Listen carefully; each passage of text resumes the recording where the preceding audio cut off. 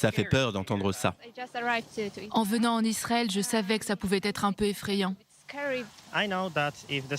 Je sais que si j'entends ces sirènes, je dois aller à l'abri le plus proche.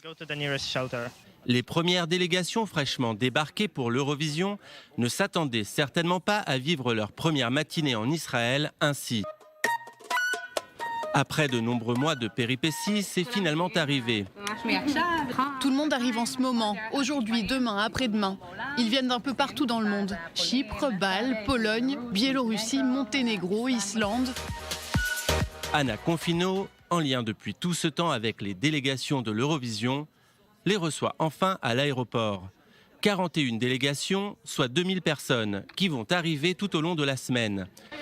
Les premiers à avoir atterri sont les Biélorusses, puis les Slovaques, suivis des Polonais et des Hongrois. Tous ont fait leur check-in en Israël. C'est la première fois que je viens en Israël. Je trouve que vous avez une jeunesse pleine d'énergie et ça se ressent tout de suite. Bonne chance. Et bonne chance pour la deuxième place. Ok, la première place, on en parle après.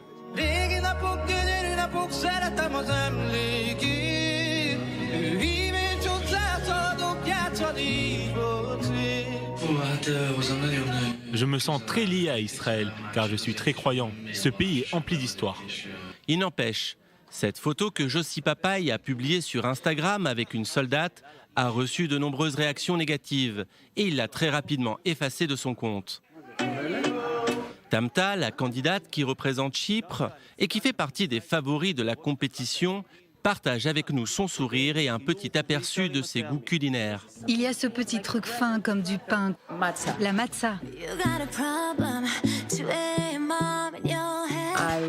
Vous êtes si chaleureux, si accueillant. Vous nous faites tout de suite ressentir que nous sommes chez nous.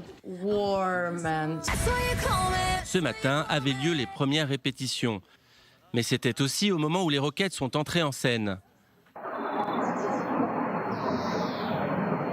Même si les répétitions ont continué, au fur et à mesure, les journalistes ont eu de plus en plus de mal à cacher leur angoisse et leurs craintes. Je n'ai aucune information quant à ce qu'il faut faire en cas d'attaque. Pour l'instant, la seule consigne donnée aux délégations est de ne pas s'inquiéter quant aux problématiques sécuritaires. Pendant la conférence de presse, on esquive tout simplement la question. Et si la politique n'était pas censée s'inviter à cet événement musical international, les sirènes ont donné le la et tout le monde devra bien se mettre au diapason de l'actualité.